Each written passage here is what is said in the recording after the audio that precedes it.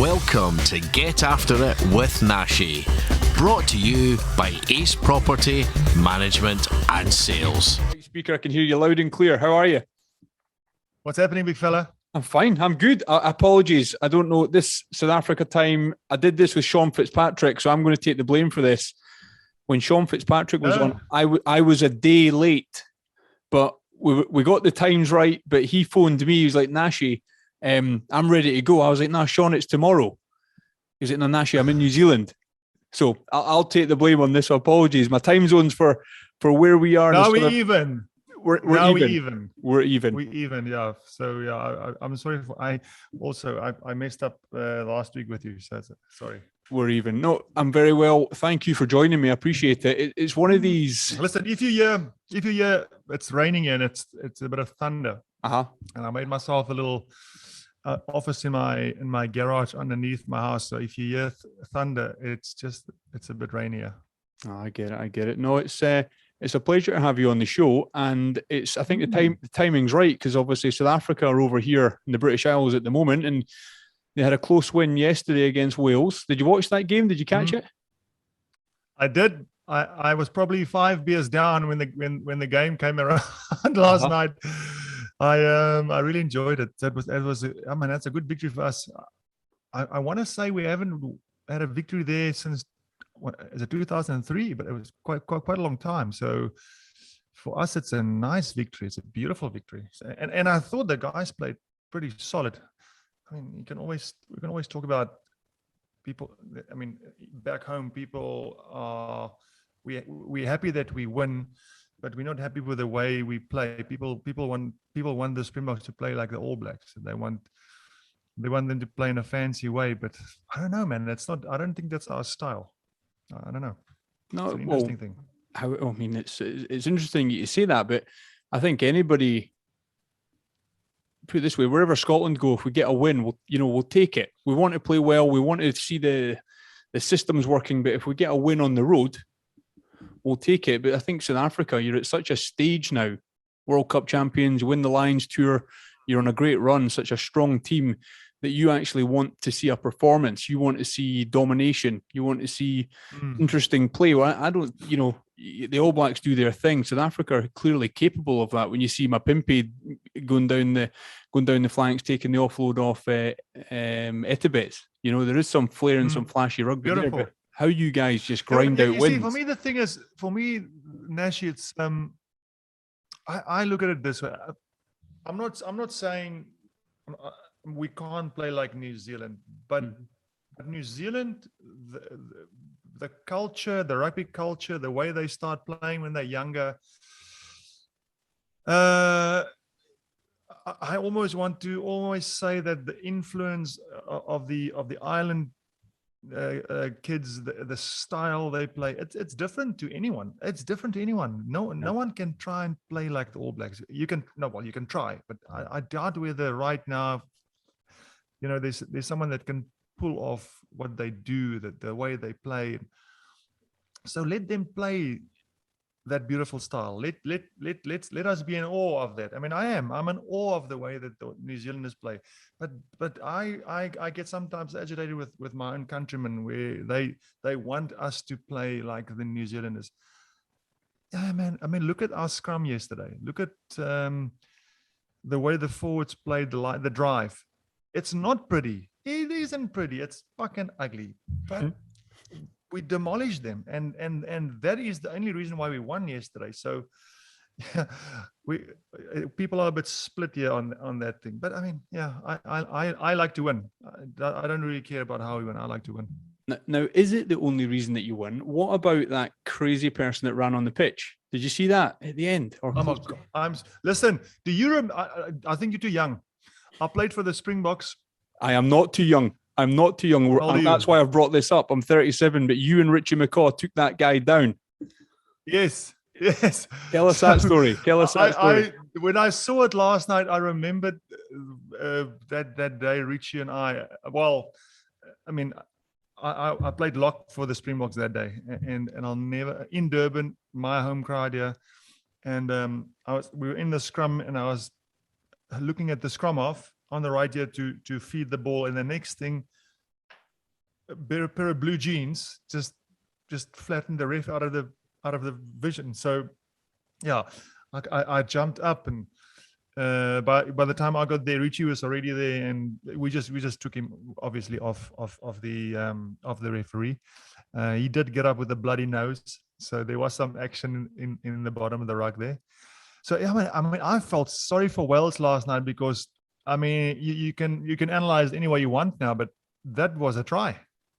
Yeah, he'd have probably made it. I don't think the cover tackler would have got there, would it? Yeah, I mean the cover defense was there, but I mean that's very, very sad for them. But then you could also go the other way, and you can talk about the try that we scored in the penalty that they didn't allow the try. I saw a video this morning where they analyzed it, and I think the ref made a mistake. Yeah, no, but just take us Do you back. know which one I'm talking about? Yeah, no, I saw the highlights of your game. I didn't watch the full game, but no, I did. It's like any game; you got to take your chances. Wales could look at that they didn't score in the corner at the end because of the idiot on the pitch, but maybe they should have taken other chances, and maybe other things could have happened during the game. So the end result is the end result, and I don't know, these things happen, and we can discuss them. You know. Yeah. So listen, you've got a nice podcast going. Things are going well. I mean, you've got some nice big names on you. Yeah, thank you. And this it's something it's a side hustle. It's a passion project. You know, my background, my business is in you'd probably call it real estate, property in Edinburgh. Yeah. You know, quite close to Murrayfield Stadium in that location. What exactly in property do you do? Rentals and sales. So rentals, developments, refurbishments, things like that. So looking after your own business. Yeah. 17 years old now. 17, started it as a young man, and still going today. COVID was tough. We got through that period, but the podcast is something like, as we do now, record this on a Sunday evening. I can do this around family life, around business, and things like that, and it's something I've grown to love. I absolutely love it, and catching up with you on South African rugby and taking down pitch invaders with Richie McCaw. These are stories that I've watched unfold over the years, and now I get to discuss them face to face. So it's fantastic. No, this is a nice thing. I mean, I've been when I say slack, it's just things. I've moved house and I haven't set up my studio, and I've also had a podcast for about 2.5 years. And just chatting to anyone, it's a nice thing. It's a lovely thing to be able to share stories and to learn from others. I also enjoy it tremendously. It's a very nice thing. Yeah, what I mean, you're on just now. It's 7:30 tonight. I've got 2 wild swimmers. There's 2 ladies in Edinburgh. They wrote a book, and they kindly asked me to feature in the book. So I'm one of the wild swimmers in the cold water, and I've got them on the podcast in 2 hours. You know, so lovely. It's from you and rugby to wild swimming to I never know what the next story is going to be. It's that's the best bit about podcasting and just talking to people. And have you got some link with rugby there back home? Used to play a bit. I made it through the age groups when I was younger, sort of through schools, 19s, World Cups, 21s, and then stayed involved with my local club, Club Watsonians. You maybe heard of Watsonian, Gavin Hastings Club, Scott Hastings Club. That's where that's the school I went through, and the rugby I played, and still keep in touch with the club. And then through there, I've done bits and pieces with Edinburgh Rugby and hosted their podcast, and just always loved my rugby. So when the podcast started, the podcast was originally called the Property Rugby Club, and I would speak to property professionals and a rugby guest. And and that's how the show, and it just evolved to when I started getting Everest summiteers on and female chefs and all sorts of, it diversified away from just property and rugby. So I really just grew it in to get after it with Nashy, and it's just about sort of. It's interesting. This is an interesting space. I mean, I don't know how long radio is going to last. So I believe this is the next thing for the next 10 to 15, 20 years. This is it. Yeah, if you've got. I mean, I just jump when I jump in my car in the morning. I haven't listened to radio in 2 years, man. Yeah. I've got Spotify on my phone, and the minute in the car, my podcasts go on, or my book I'm reading. I like audiobooks, and the thing is, you choose every second of the day what you want to allow into your psyche. So I don't feel listening to a radio. I get what I want. I listened to what that I wanted to talk about at the time. We with podcasting, right? I want to listen to a rugby podcast, or I want to listen to a property podcast, and that's it. You can pinpoint the information that you receive, and that's a game changer. That's it. I've got a bit of a commute from where I live into town. So yeah, I consume a lot of information, just like you, audiobooks, but that's what I enjoy as well. Is some days I don't want to hear any rugby. I don't want to listen to rugby. I don't want to know what's going on in the rugby world. I want to know about crime. I want to know about bow hunting, archery or something. I can hit Joe Rogan up. I can hit something else up and all these sorts of things. It's the beauty of podcasting. Yeah. There are so many. What an incredible interviewer he is. He is just, he's phenomenal. He's knowledge base. Yeah. But also just the way he interviews people. He is brilliant. Yeah. Is your podcast been rugby based, or has it jumped from sort of different careers and people with different backgrounds? Yeah, no, it's not been rugby at all. So I don't know. Do you remember Joe van Niekerk? Yeah, he was your first guest. Yeah, I've done the research. Yeah, he was my yeah. I didn't plan a podcast. I played with Joe for years and years, and I really enjoyed that. He's a good man. He's a man with a good heart. And after rugby, I can't remember exactly where he went, and he grew like a massive head of dreads. He had a massive beard, and someone took a photo of him in a building talking to someone, and the photo, obviously no one has seen him with a beard and with dreads. But the photo was also taken in a way where it looked like this, and this photo went viral. And even now and then I was sitting in a place and people were talking, hey, did you see Joe? He's a drug addict. He's broken. Have you seen that photo going around?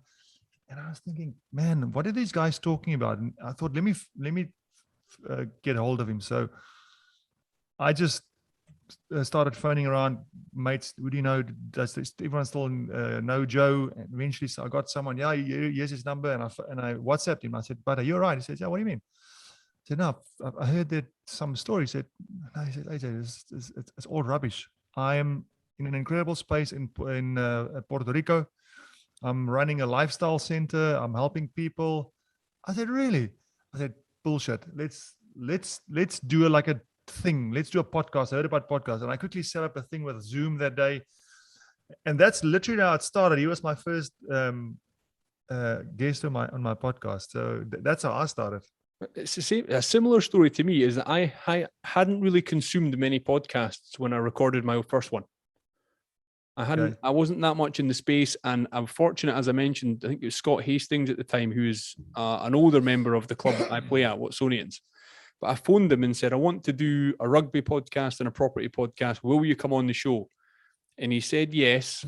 And I thought, right, how can I do this? Quite quickly, I found a podcast studio in Edinburgh. Didn't even know there was such a thing. And it started from there. And my first podcast, I tried to script it all. I tried to read the intro. Now it's completely off the cuff. It's a conversation. Yeah. 190 shows in. I very much get. Is that how many you've done? This will be, I think, 193. Yeah. Wow. Well done. Yeah. So that's a lot. And pretty consistent on weekly shows. There's only some serious things that have happened in family life that have made me miss a show. So it's, but I love it. It's something where you used to play rugby and I was disciplined, and I had Tuesday, Thursday training, Saturday game. Yeah. Podcasting is now that for me. It's away from property, away from business and the grind. I can come into this and prepare for this interview, get it, then I edit it myself now. I do the YouTube uploads myself now, and I've picked up that skill where I just love it. Yeah. So it's never a chore for me. This is like my Tuesday night rugby training. This is like my Saturday game. And I get them several times a week. I love it. That's awesome. My story is exactly so. Do you? I mean, we don't want to really talk about podcast stuff, but do you?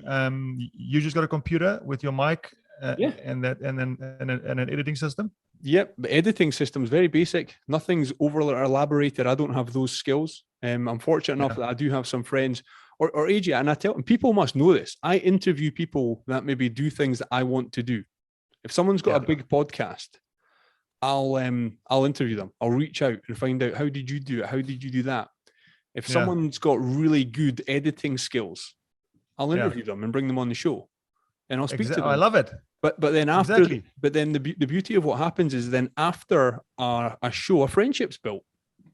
Yeah. You know? And I've got a guy I talk about a lot. He's got 1 million followers on Instagram. He does Alaska wilderness movies, and he's incredible.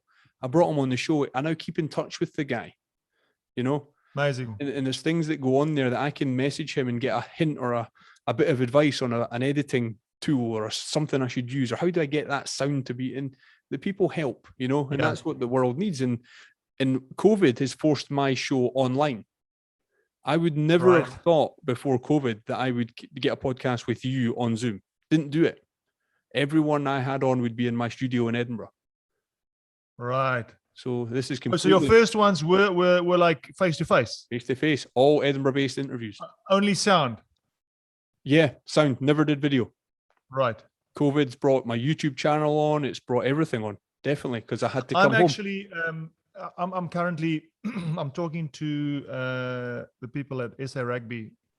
Probably shouldn't talk about it, but I'm talking to the people at SA Rugby to see if there is some way that I can do a deal with them so that I can use footage as snippets. And for example, the referee situation last night with us. All I want to do is, if there's been a test, only big games, like it won't be even a thing that's set on a daily or weekly or whatever basis. If there's something big that happened in the game, I want to be able to use those clips and analyze right now. Click, boom, have the clip play, and me and someone talk about what are the laws or the actual laws. Because what I've realized is that with supporters. And me, I'm a supporter now. I mean, I haven't played for a long time, so I'm also not on the ball with the laws all the time. But most of the time, people sit in a place watching a test match, and we all bitch and moan, but almost none of us really know what is the actual rule there. You know, like for example, last night, you know, he was saying that some of the players were supposed to move away. But, you know, you can actually unpack that thing in a step-by-step basis. And that is where, because on TV, I don't know about you guys, but for us with rugby programs, there's 30 minutes or an hour, and there's space for ads, and there's space for other stuff. And you don't really get into an explanation. I mean, I've done it for 3, 4, 5 years for SuperSport. Yeah, I've been a rugby commentator. You don't get the opportunity to actually explain a situation like that, for example. There's just no time. It's the same as podcasts. Yeah, we can sit and talk about it, but it doesn't, on the radio, it doesn't work like that, because there's time slots. You go in, get out, you know? So I'm actually looking at, hopefully I can have some agreement with him in place where I can use the clips on an ad hoc basis. I'm really hoping it's going to work. And that's the beauty of podcasts. There's nobody here regulating me, you know? Can talk about whatever I want. You and I can talk about podcasting for the whole podcast, and then at the end for 5 minutes, remember to talk about rugby. There is no script. There is no editor or director saying, change the subject. What are you doing? There's none of that. Yeah. And I do enjoy that sort of freedom to just discuss whatever comes up. Yeah. When you phoned me the first time, I quickly researched and I want to say I read something like you like extreme sports. Have you done extreme sports, or am I right? I'd say I interview the extreme sports athletes. I've done some ultra marathons, some cool stuff, but nothing. No, I'm not. I'm very much an interviewer. You know, I like to run. I like to do the cold water submersion, but no, I've not done Everest. I've not done that sort of stuff, but I found myself. What is ultra? How many? Anything over a marathon. So I did 50K. I've done over marathons. I've done midnight marathons and all that sort of stuff with running distance. But rugby was my sport. Now 3 children, business, podcasting. I find myself just really in the interviewer mode. And it's a space that I love, and I'm really going to try and evolve it over time to take this show live, to bring in international guests, bring them to Edinburgh and do all these sorts of things, because it's something I'm really passionate I want to do. But yourself? So, I've only done 2 half marathons. I mean, I'm not built for runnings. I mean, I played rugby. They used to call me the fatty in the back. I mean, I was so bad with running, and after my rugby, I tried 2 half marathons, finished both of them, but the first one I couldn't walk for 9 months because I did a lower back L4, L3 cushion, I think we call it. Yeah, it blew and it affected the nerve, so I had a drop foot for 9 months, and the second time also for 3-4 months, a knee. So I'm done.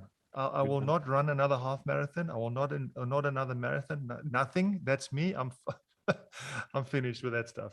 Yeah, but you did play for the Springboks in 25 caps. Can you give me the background? What was your route to your first cap? What was that journey like for you? Do you know where my first match was? No. In Cardiff. Oh, really? Where the boys played last night. Yeah, so it was quite. Did they play in the Millennium Stadium last night? Right? Principality. Yeah. Principality Stadium last night. Yeah. So that was my first. Hey, can you hear me? Yeah, I've got you. So my my rugby career to international rugby is a little bit different to most of the guys. I mean, I'm not going to go too far back, but I grew up on a farm in. Am I still there? Yeah, got you. Because I can see it says internet, but unstable on my side. It could be because of what's going on here. Don't worry. Stormy conditions. Don't worry. We got you. Yeah. So I grew up in a farm in a area called the Free State, right in the middle of South Africa. Hardy place. People grew up on farms, and most boys play rugby and want to play rugby and want to kick a ball around. And I played through my school career, but I went and played rugby in Italy when I was still young. I want to say from 23 to about 25 years old, thereabout. 20, now I'm lying, 26. And only then I came back. But normally, yeah, by then, if you're a Springbok candidate, if you're that caliber, by then you've already had a foot in the door. You've played maybe a test or 2, or maybe 20 or 30. And I only came back from Italy when I was 26 years old. Straight back to the Free State, played rugby, and then quickly got sucked into the Currie Cup rugby back home. And I want to say when I was 27, I became a Springbok for the first time. So it was quite late. Yeah. Which has got it's got their positives. I mean, I was a little bit older, I was a little bit more mature. And then I played for a very long time. I played till I was 36, which also doesn't happen often. Guys normally finish around about 30, 32 in my days. But I played my first test in Cardiff against Wales, and I played all together, I want to say 25 tests, I think. But I played quite a lot of games, Super Rugby and Currie Cup rugby. Those I want to say close to 300, just over 300 first class games, Springboks, Super Rugby, and Currie Cup. That's something that I'm really grateful for. It's not like I've killed myself training through the years. I did what I have to do, and I've got this natural ability to play rugby. So yeah, I'm really grateful for. It gave me a lot, when you play rugby or any sport at that level, there's perks coming with it. You meet a lot of people that you can lean on in business later. So I never forget that I'm always grateful for the fact that I've been able to play this game. It's lovely, love it. Was your first cap in the back row? Were you in the back row? Yeah. So I want to say that game I started on the bench. No, definitely. I started on the bench, came on, I would say, about 10 minutes to go. I can't remember if it was on the flank or on the lock. I can't remember, but I want to say maybe flank. And who were you playing alongside? Am I right in saying Rassie Erasmus was around? Yeah, so Rassie, myself, Rassie, and Andre Venter. Do you remember a guy called Andre Venter? Yeah. He was also a flank.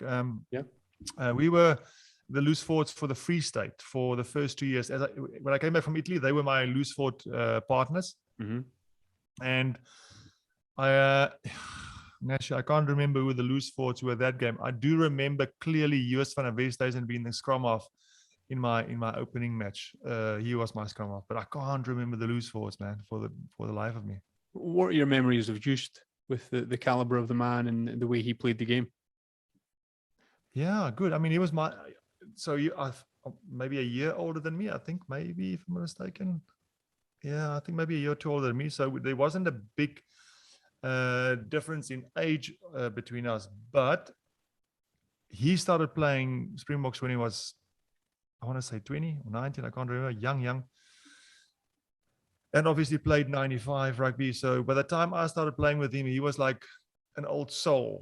Mm-hmm. Although we're the same age, more or less, he was like a senior player in the team. And he was a tough guy.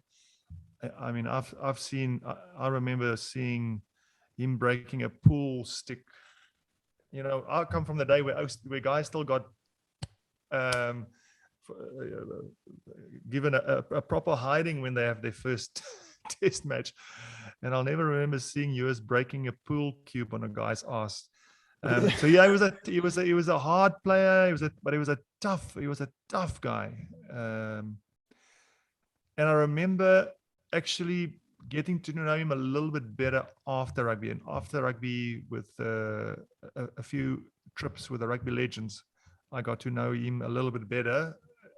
You know, not as the legend of the time, and there I saw the real Joost, and I met the real guy, and I said, he's a cool guy, he's a nice guy.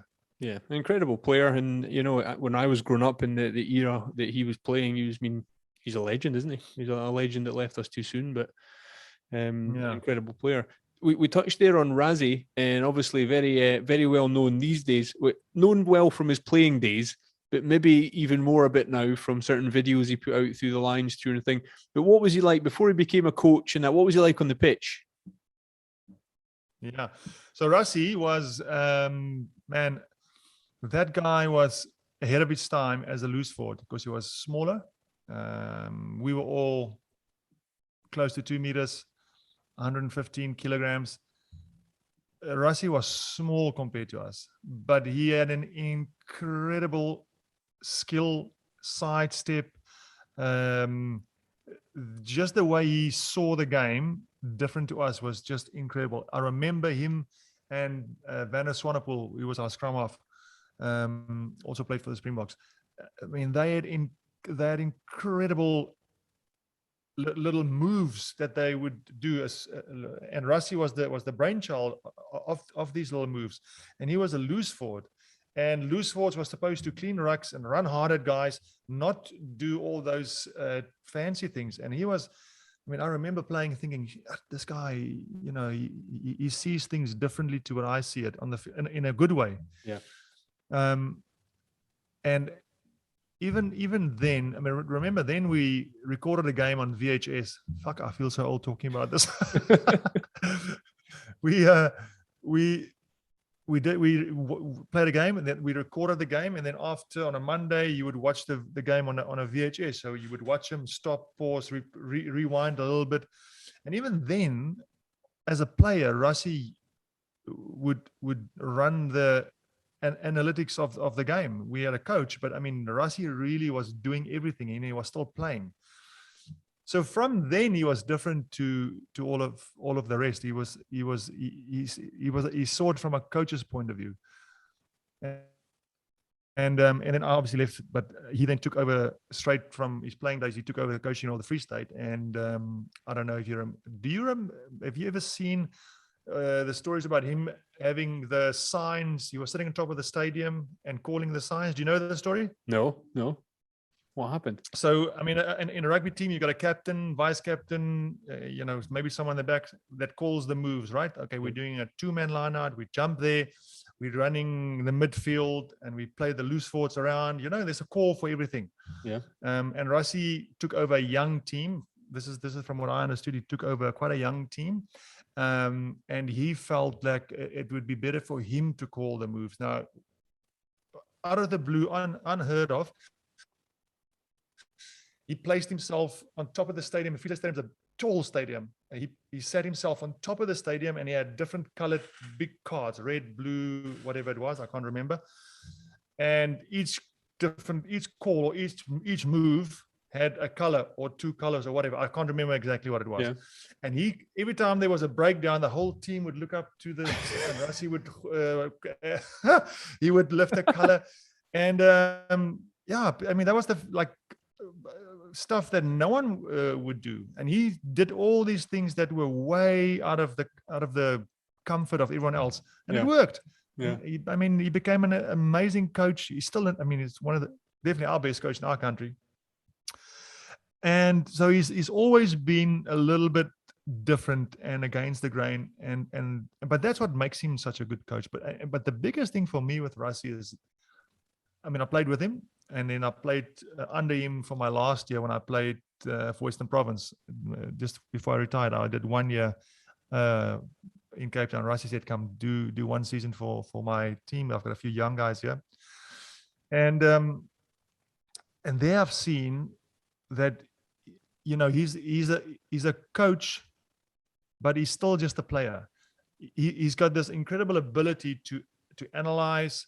He's got this incredible ability to make the players understand what the game plan is, what they have to do. But he's very down to earth. So he can talk to the guys like you and I talk. I've seen so many coaches that he's a coach and you're a player. Yeah. And with Rassie, it's different.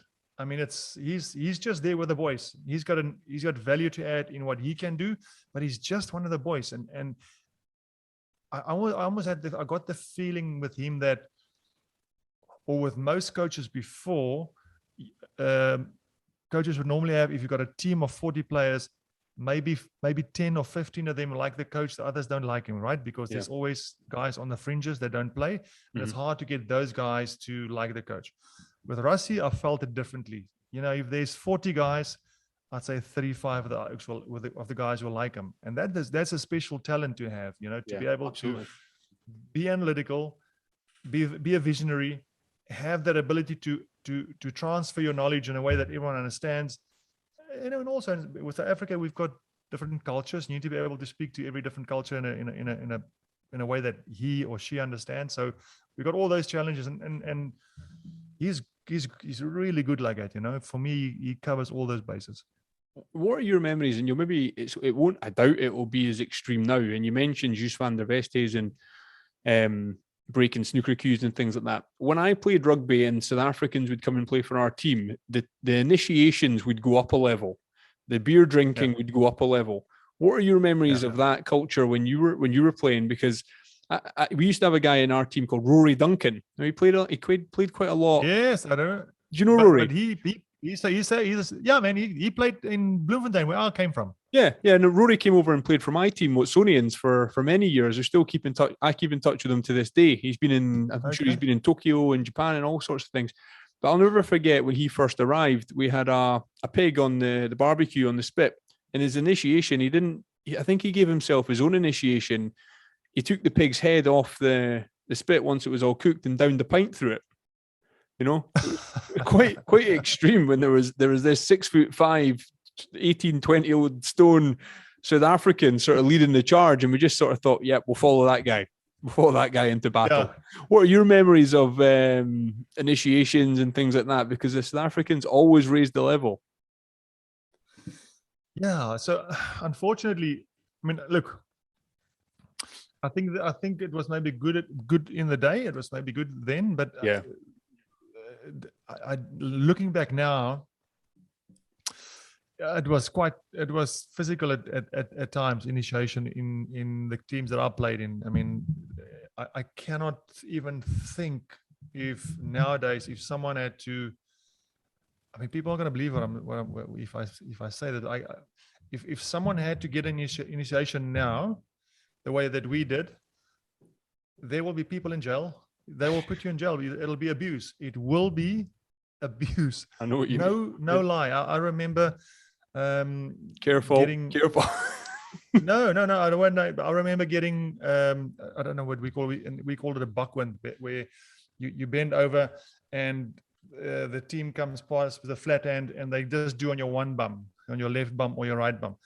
And sometimes they'll have the team going past 3-4 times in the night. So that's 20 guys, times 4. And I clearly remember a few times as I moved into different teams, like you say, you can't train on a Monday, Tuesday, Wednesday because your bum is so red and swollen, full of blood. Your hamstrings, the blood internally goes down your hamstrings. Yeah. So those aren't nice things, but those are the things that happened. It's just the way it was. But also a lot of drinking, a lot of partying, having a bit of good times. But I think for those ones we'll leave for now.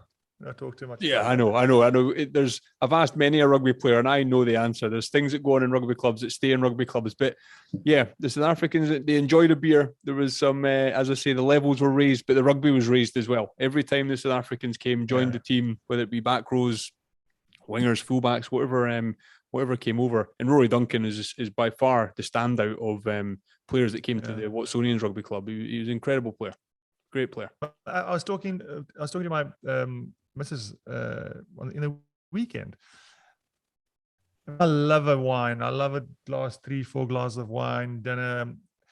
But I sometimes if I have 3 to 4 glasses of wine, I struggle to sleep, and I wake up the next morning. I got a headache.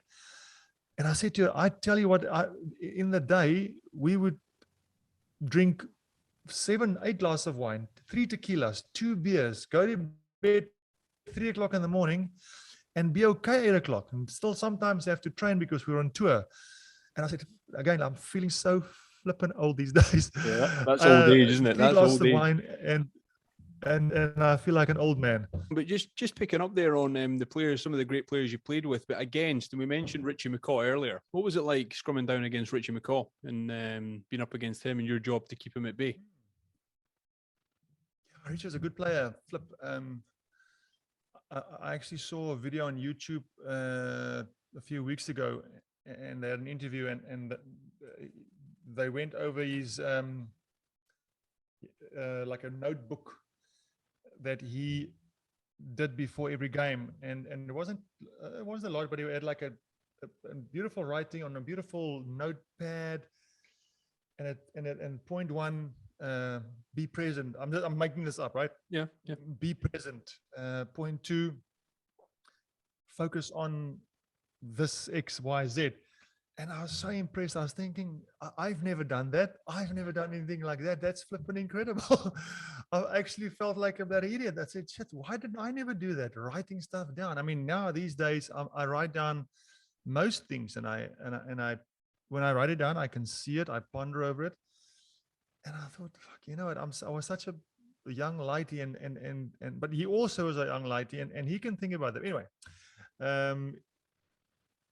I mean, he was a good player and he's a good leader. Yeah. And this is what I remember about Richie. I remember him being quiet. He was never loud on the field. You've never heard him raise his voice, talk loud. For me, like, I was being physical, trying to intimidate guys, talk over them. And thinking back, that's probably one of the biggest things. That guy was just, he was there to play the game. He had his things that they had to do, and he was just grinding. And by that, he was a good leader, right? So, yeah, I suppose very similar to John. John Smith, for me, was always been in my mind, a good leader. And same with Johnny, just kept quiet, talk when he had to the ref, but the rest of the time just grinding, And I suppose that's what makes good players, good leaders, the greats. Yeah, absolutely. Did you ever make it to Murrayfield for the Springboks? Did you make it up to Scotland? Yeah. Yeah. How did that go that day? No, I have very seldomly won in Europe. I've had 3 end of year tours. I want to say I haven't played. I didn't go onto the field. I was on the bench in 2 of them in Murrayfield. If I think quickly, I don't think I've ever actually ran onto the field. I have to check that up. But I don't think I've been on. But I don't even. I remember 2 losses there. So that period when I played,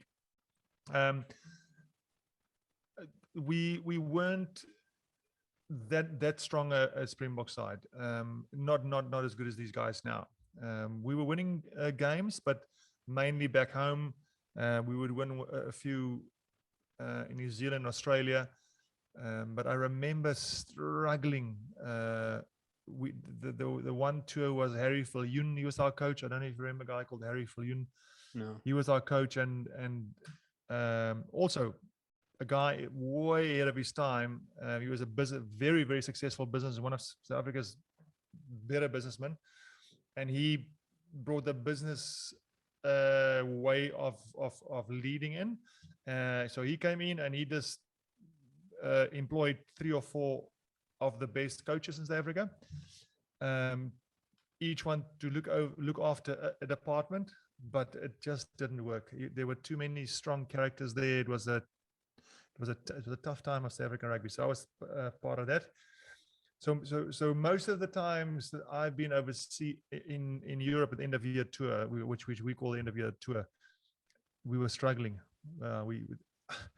I don't want to say it, but I was also part of that team that lost 53-3 against England. For years, it was the game, the biggest scores Africa ever had until I can't remember, was it New Zealand or someone else beat us again, and they took the record away, and I was so happy. Yeah, I'll bet. I know when someone goes worse than you did, it's always a better day for you. What about this weekend? Obviously, South Africa heading into Murrayfield to take on Scotland. Now, I don't know if you've just seen or know the result today for Scotland versus Australia. I've not watched it yet. I've been out all day with the kids. No, I haven't even seen what happened. I don't know. I've recorded it. I was out all day with the kids, so I'm going to watch it later. So I don't know how Scotland got on. But I don't know either. And also, just because I'm here, I've not watched a lot of European rugby for quite some time, actually. So I'm not, even yesterday, I wasn't too au fait with all the players in the Welsh team. Okay. Even with Scotland, I haven't been following the European rugby closely. Yeah, but we've got South Africa obviously heading to Murrayfield. So yeah, I mean, you know, how are you guys looking? How do you feel about the Scottish team? I feel great. We've got more. I mean, I think we've got 5 British Lions in the team today that's playing against Australia. You know, we've got strength and depth. We've got players that could be in the first team that are not even in the squad this week. So yeah, as a Scotland supporter, till the day I die, always back in the team. You know, and they put off some incredible results. But right now, I think we've got a real chance to put some real games on against the best in the world and come away with results. So I think South Africa, you know, the world champs, there'll be a few of our players that want to get one back after the Lions. I think it's exciting. Scotland's in a good spot, in a real good spot. Who was the last test, Matt? The last test against who? Well, they played Australia today. But before that? Tonga last week, and they put, I think it was 60-odd points, put 60-odd points on them. So it's, but you know, sometimes that's great to get a game like that under your belt where tries are scored and you sort of, you know, you're going into the game with a good game under your belt. But obviously, you guys, the Southern Hemisphere, coming into the autumn internationals, they've been playing and they've got a lot of games, you know, in their stride. So South Africa beating Wales and then going up to Murrayfield, it's going to be a hell of a game. No, for sure. And I really think that last night's victory, I mean, now I'm talking as South African, obviously, that for us, that must be a real good thing for the boys' spirit and we call it gees. I can just imagine that they'll go into Saturday's game pretty confident, right? But I mean, there you go, same for you guys, and it's at home. Yeah, I mean, it's crazy that home advantage still does count for so much when you're at home, and it shouldn't. It's still it's still just between four lines. But when you play at home, and you know what, it was unbelievable for me last night to see a full stadium, full stadium, people with no masks. I was fucking excited to see that. Yeah, back home, they only announced 2 months ago. They announced, okay, people can now go and watch rugby. 2,000 people can go watch a game. I mean, 2,000 people is the front row of the stadium. Yeah, you know, the whole stadium is empty. Yeah, I'm a little bit. I must be honest with you. I'm a little bit COVID out. Yeah, I wish everything can just get back to normal. It is good over here, yeah, certainly to get the stadiums full and to see it and to hear them roar and sing the anthem. It's been a long time coming, so long may it continue. But how does it work? Do you have to have a vaccine to go? I'm not sure. I wasn't there last week. I'll probably be going to future games at Murrayfield, but I'm not sure what the rules and regs are at the moment. I'm not sure if they've enforced that. Okay. But I don't know. You know, a lot of things are going to go that way, aren't they? A lot of places, a lot of travel. It's all going to be. You've got to be double vaxxed. So, I think it's an interesting time we're living in, Nashy. You know, Flip. I mean, I've done both. I've got the what is it, John? Which one is the two? I've got two vaccines. The one you have to do two different ones. And I'm not pro-vax and I'm not anti-vax. I'm none of it. I've got a very good system. I'm healthy. I've had COVID right in the beginning. I dealt with it like a champion. I eat well. I look after myself. I train.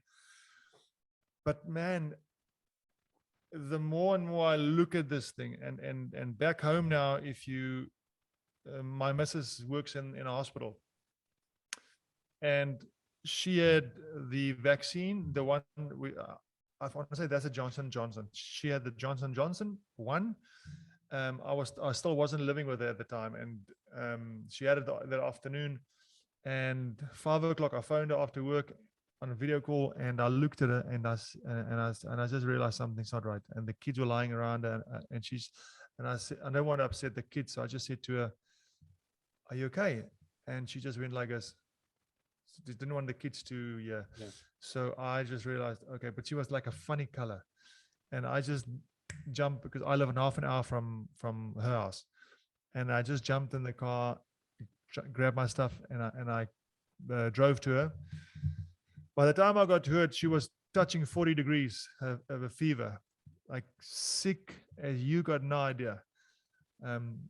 You know, I put the kids to bed, and by then the bed was wet.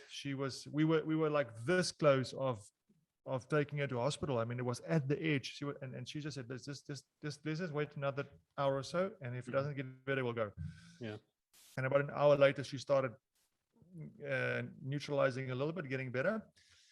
And now, all of a sudden, they say she must have a booster. It was supposed to be only one. Now, all of a sudden, you're going to have a booster. So where is it going to stop? Yeah, I don't know. So it wasn't. So the first one wasn't working. It wasn't what they thought it was. Now you got to have a new one. How many more do you have to have? And now the problem could become, if she doesn't have it, she can't go to work. In other words, you get forced to do stuff that isn't proven, that doesn't necessarily work. You know, we can argue, we can debate about how well it's working or not. But man, we sit in an interesting space right now. I'm telling you. Well, I can relate to what your partner went through. Is that as we record this on Sunday night, last Thursday I got my second dose. I got my second vaccine, so I'm fully vaccinated. Went to work on Friday. I was a write-off. Friday night, I was in my bed by about 8:30. Put the kids to bed. Friday night, I was up most of the night sweating, terrible headache, aching all over, like full-on fever. Now I know they prepare you for this, and you might become unwell. You're told, and I've spoken to many people who have had similar things. But geez, to make me comply, I had to go through a horrific 24 hours. It was terrible. Yeah. And as you say, am I going to have to get a booster? now that I've done that, I'm allowed to do things. You know, Yeah. I would say that I'm pretty healthy, fit, eat well. You know, I've not had COVID touch yet. My two boys have. My daughter, my Yeah. wife, and I have all skipped it somehow. We never got it when the two Wow. boys had it, and we were all isolating together. That was a strange one. You're absolutely right. It's strange times. I've done what I was told. I've complied. I do want to travel in the future. I want to be able to go to rugby matches, and I've kind of joined the line. You know, I'm a part of it. But with you as well, I think there's a lot to be said about being unhealthy, being overweight, not taking care of yourself. I don't know how strong. I don't understand the masks. I mean, over here you've got to wear a mask to walk into a restaurant, sit down. You can take your mask off and do what you want. All the mask stuff is just. I think it's nonsense now. Does my head in. Yeah.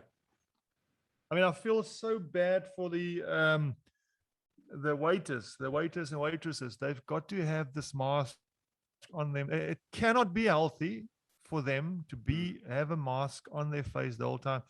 Yet the whole restaurant's full of people with no masks, but the waitress has got to have mask on. Explain that to me. Yeah, there's no rhyme or reason. You got to go to a rugby match and you got to wear it. But when you're sitting in the stadium, sitting in a stand, you can take it off and be right beside some stranger that's maybe got it, maybe not, has a vaccine, doesn't have a vaccine. I'm double vaccinated, but I can still get it and I can still transfer it to my mum and dad, who are much more in danger of becoming really bad. Yeah. I don't know. Who knows? Yeah. Who knows where we're going to go? Yeah, and I saw a photo of we're going through the phone this afternoon, and there's a photo of the kids playing hockey with masks on. Yeah, crazy. Outdoors, man. outdoors. Horrible. Yeah. AJ, can I take you to a stage in your life that, I mean, with the research I do on my guests, I know that your transition from rugby was difficult. And I speak a lot, or I don't speak a lot. I've done podcasts with people that have wanted to talk about mental health and transition from professional sport and things like that. Can you tell us a little bit about what you went through and what that was like, sort of leaving rugby behind and getting into the working world and the life after rugby? Sure. Yeah, so I do quite a lot of talks on mental health. Yeah. I always start by saying I've never had any problems my whole life. I'm not on anything. What happened with me is over a few years post rugby, a few things happened. Even in rugby, because I was married 3 times. I was married twice, divorced twice, at 2 other long-term relationships. And business-wise, after rugby, I've had a few businesses, and I've worked for a few companies, but there were two particular business ventures or deals that went south. I don't know if you remember 2008, the credit crunch, worldwide credit crunch. And I mean, I lost almost all my money in 2 deals over a period of 2-3 years. So there was that pressure of, am I good enough to be a businessman? I've been a sportsman. Am I only a sportsman? A lot of doubt creeping in. I started doubting my abilities to have a normal relationship just because of my history with relationships, being divorced a few times, and a few other things. But it just, at the same time, started hitting me a little bit, and I started going down a little bit of a funnel. Didn't believe myself. Started thinking, man, I'm not good enough. I'm just good enough to play rugby. And so in that, I started having a little bit of identity crisis. What am I? What am I going to do? How's it going to work? I don't see light in the tunnel. And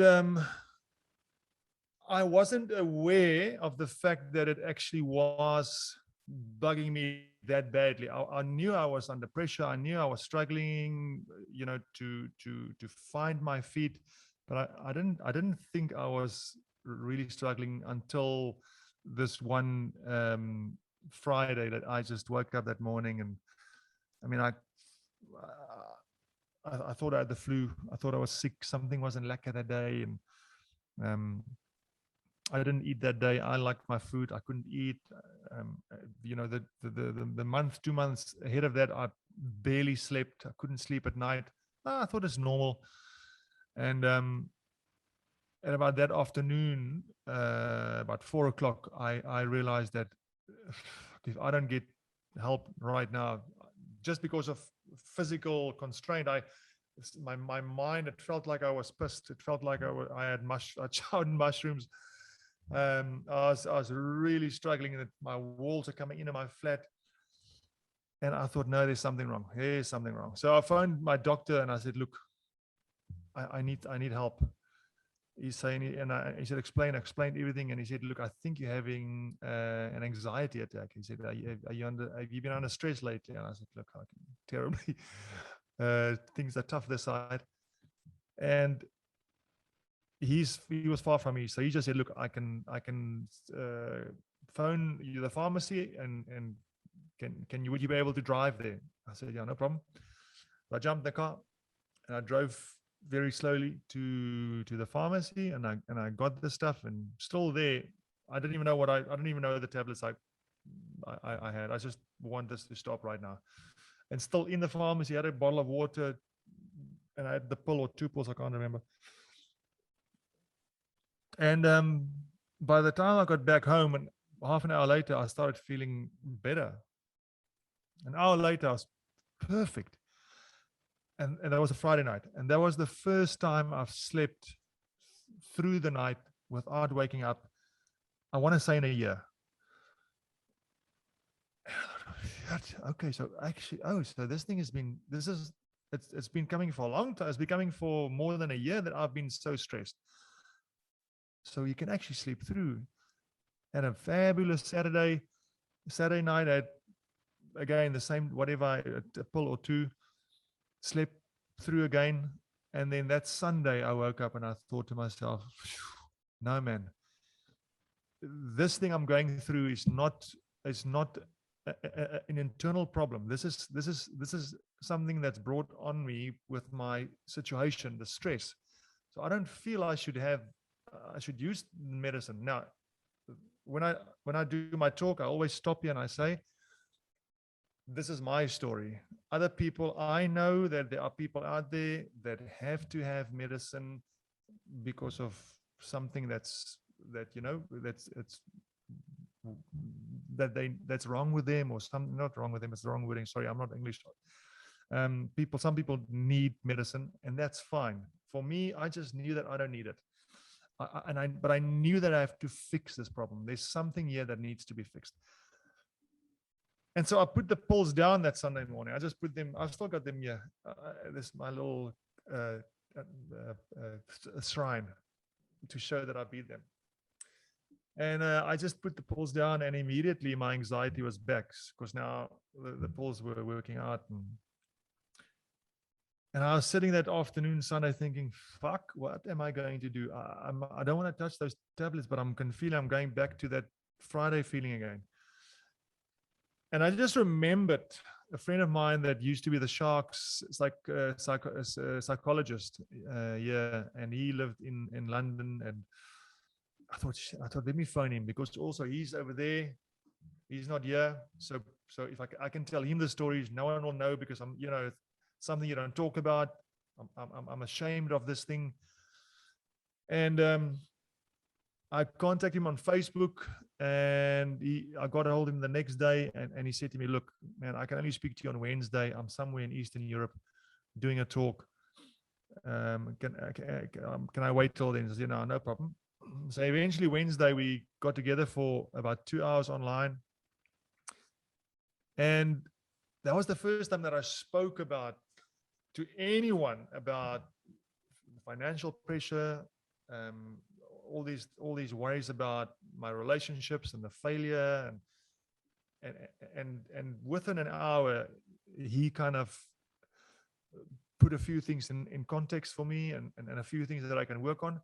And we had another 3 or 4 meetings after that over the next month or so. And he just gave me a few pointers and a few exercises and a few things to do, mostly mental. And I would say probably 6 months later, I was back to normal, giving it a go, business starting with different businesses again, believing in myself again. And I've never looked back. And so I do a lot of talks to, back home in schools and also businesses. I'm going to a business this week on Thursday, just to talk about these things, because especially now, right? I mean, COVID is tough. I mean, in South Africa, we've got COVID. Then we had some unrest 3-4 months ago, where people burned down half of Durban, fig factories, all these places.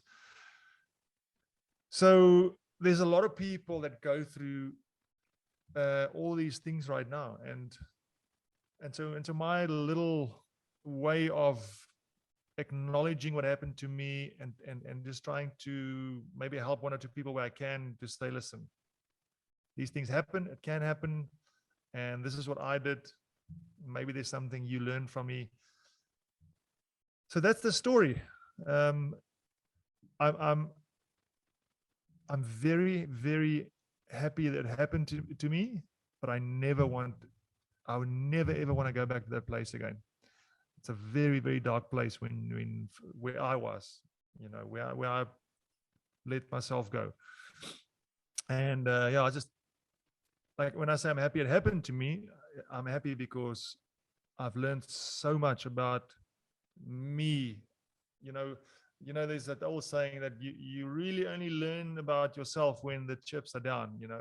My whole life has been an incredible roller coaster and opportunity. Being born into this body that can play a bit of rugby, having a mind that can see, how the game should be played. It's all for free. I mean, I've been giving this incredible ride. And I almost feel like if that didn't happen to me, I wouldn't have learned the real hardship in order to get to know the real AJ. I'm getting really deep, but I mean, I'm very happy that it happened to me, but I never want it over again.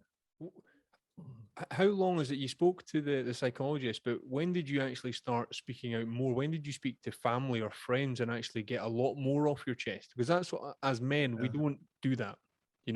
We see big time. We see it internally as weakness, and no one wants to deal with that stuff. And when did you start? No, a long time. So sorry, quite a long time, because of exactly that reason, because you're embarrassed.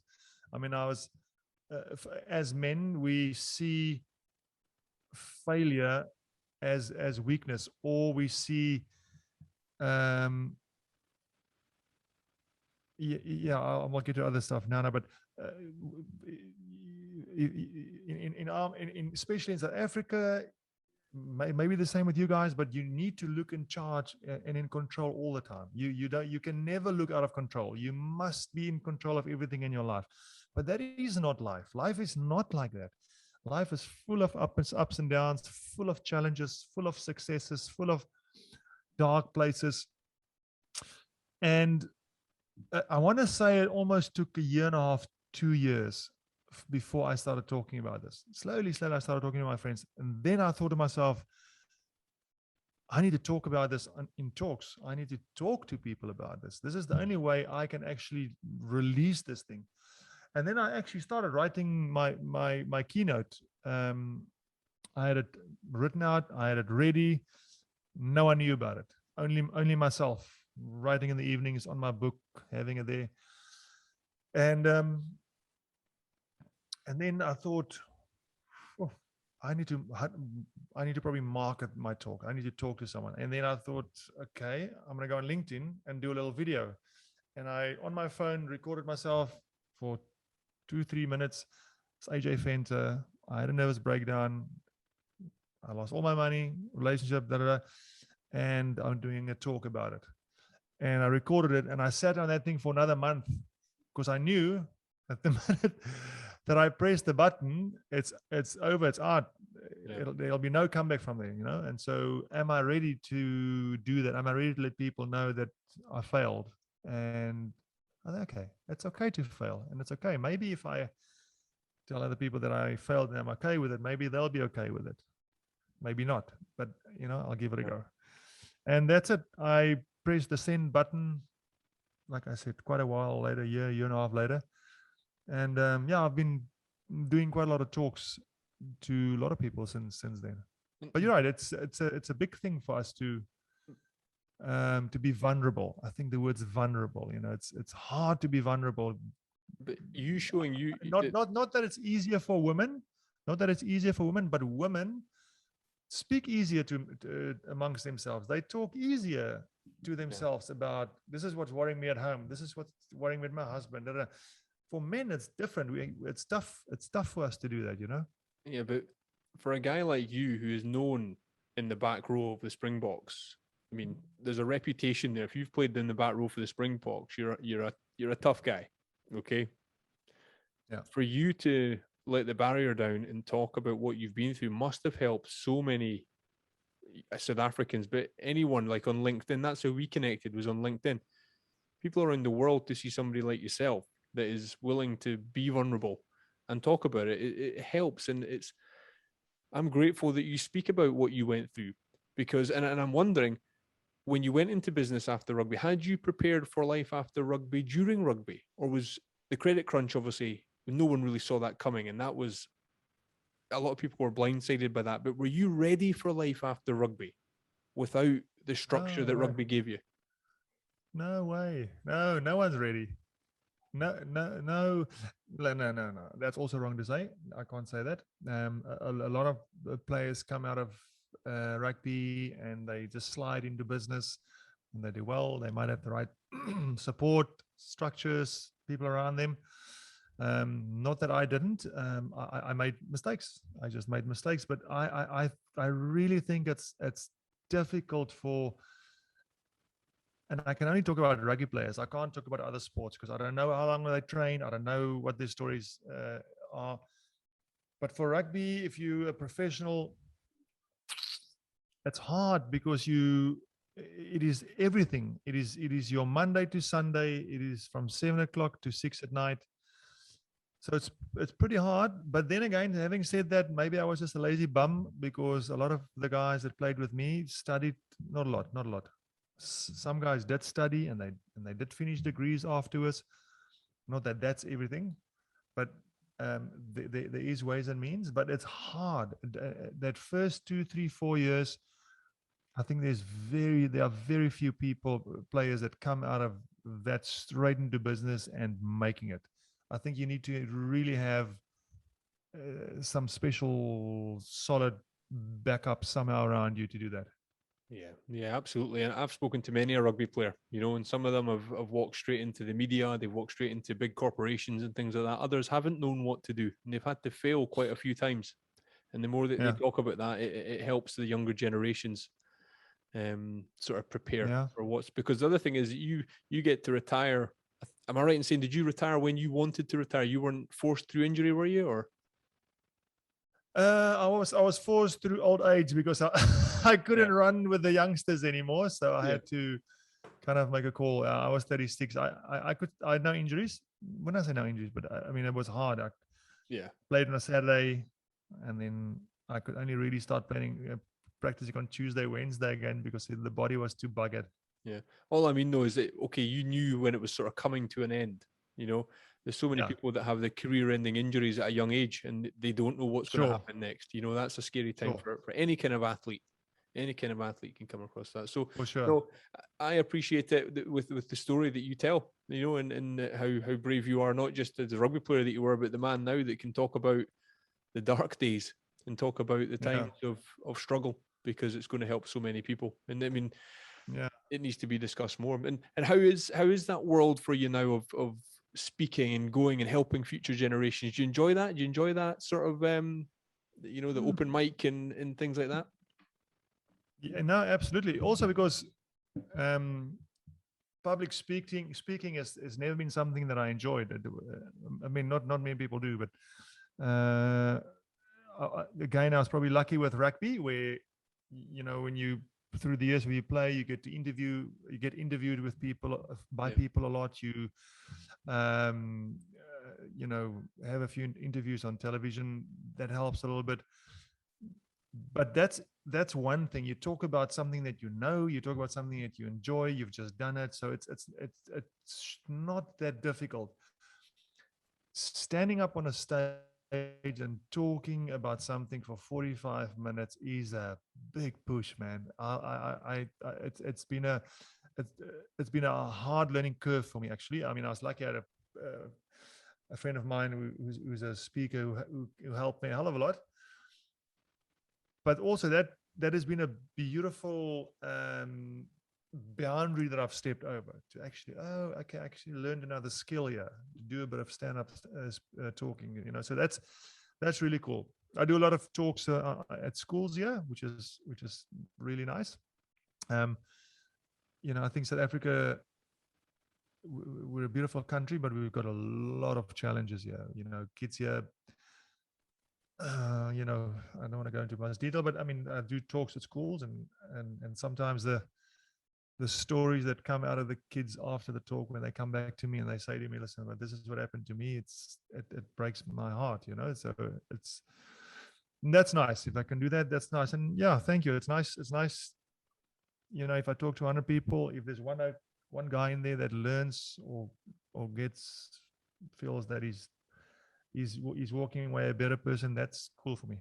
Yeah, well, I urge people, anyone listening to this, connect with you on LinkedIn, because I enjoy your posts, your content, the things you put out. But you touch on there the children and the hardships that they come through, and we haven't mentioned the Lions really. There's so much. We'll maybe have to do a part 2 of this podcast, because I know I've gone way past as long as I said I would keep you on. but see a Khaleesi and Mapimpi on the wing, their background, it's become so prevalent of what they went through, and there's many more.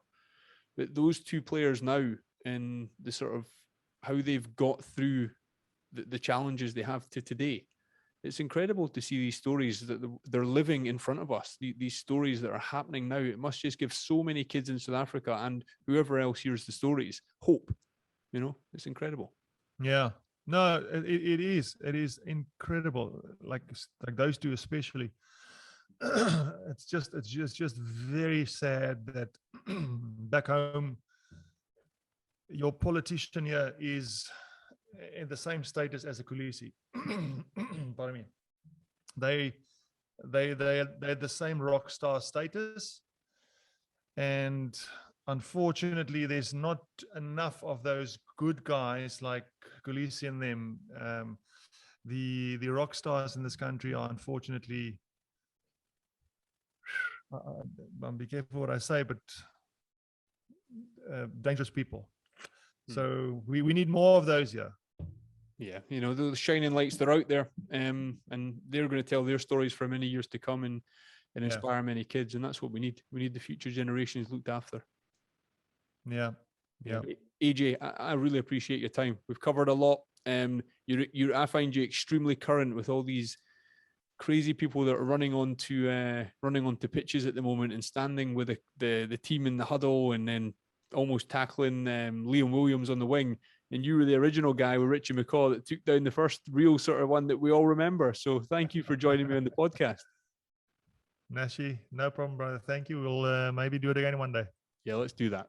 Catch you soon. All right, brother. Thanks, man. Have a good evening.